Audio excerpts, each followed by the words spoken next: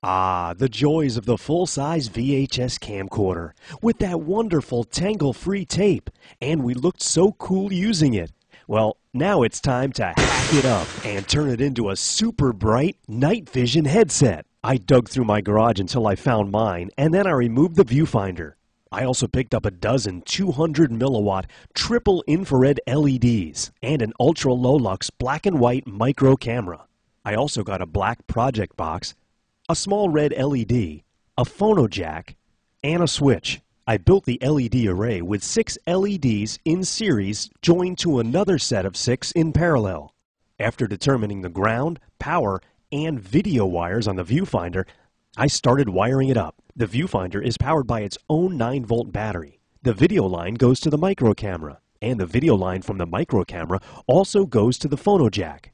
The LED array, LED indicator light, and micro camera are powered by its own 9-volt battery. After everything's wired up and installed in the housing, it was time to test it out. I was amazed at how bright these infrared LEDs are. I could literally see in the dark. I decided to compare it to an old Sony 8mm camcorder I have that has the famous night shot on it. Look at the difference.